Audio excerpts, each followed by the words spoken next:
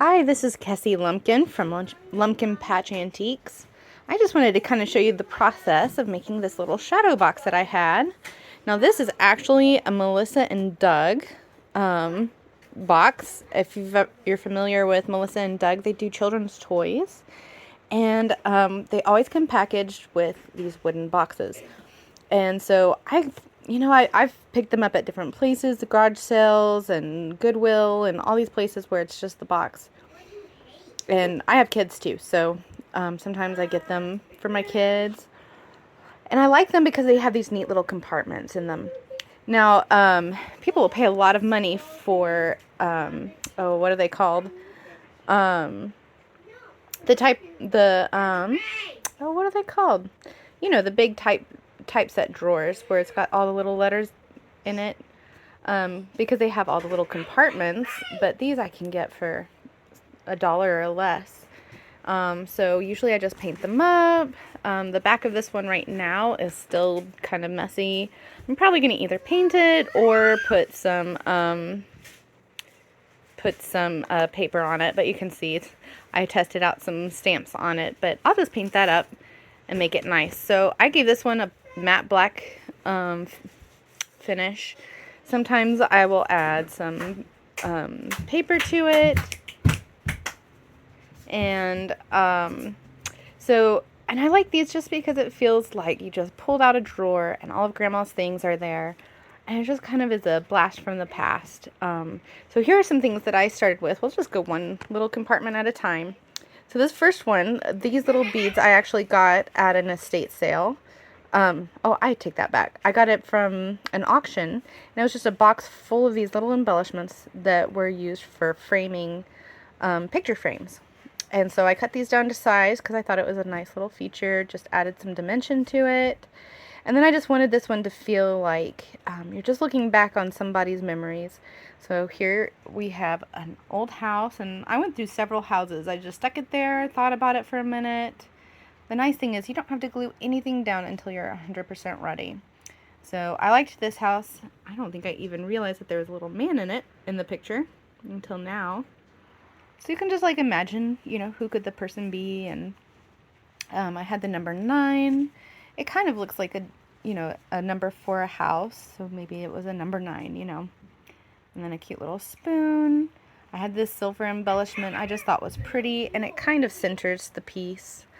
And then these are some stickers. The one that's a postcard and a ticket. These are actually stickers that I got in a set from Amazon. And I just love the way they look. They look old and authentic. So I went with those.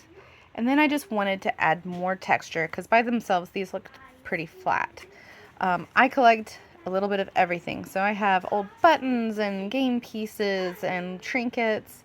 So I have a couple of old buttons here. This is from a bingo game. And then, so this is this compartment. And then let's move over to this compartment here. This is an old bridge. And by itself, it's a gorgeous picture. It's very interesting, but it kind of looked flat.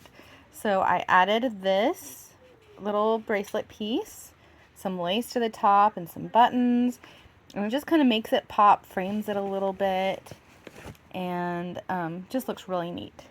And then this bottom part, my favorite part is the photo. And let me see if I can show you the photo without any glare.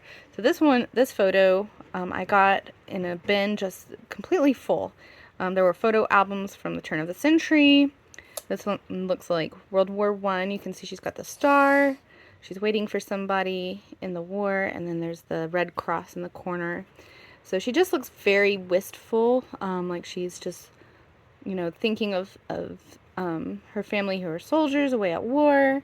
And so that's why I put this little bird in the corner, because sometimes I just think of our wishes as being like birds, and they kind of, sometimes we send them, they fly away. Sometimes we send our wishes and they reach, we send our wishes in prayer and they reach God.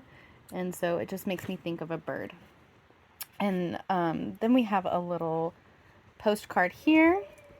This one is just a paper piece that I got in that kit from Amazon. But I like it. It's got some neat details. It's got a date, 1912, which is kind of early for World War I, but still old. And then I put some charms in the corner. And then I love horses, so I had to pick up this vintage horse bottle opener. And then we'll go over to this little compartment here.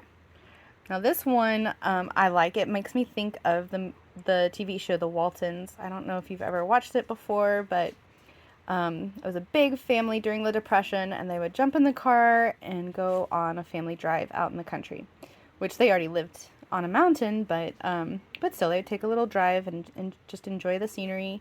So there's a little bit of a pastoral scene in the background. I actually got that out of an old Reader's Digest, and I just think it's pretty and quaint. And then I added some lace to the top just to add a little bit more dimension to it. It was pretty flat looking, but I thought that was pretty.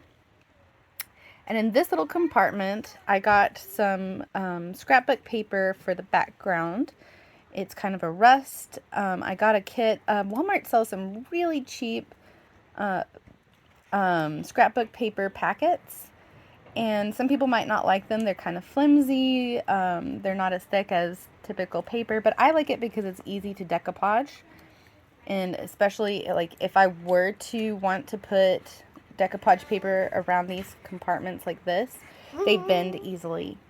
And then I have these medallions. I had these medallions. Any time I go to a garage sale, I pick them up. If they're pretty, if they're shiny, if they look old, I pick them up, and I just think they add a nice little touch.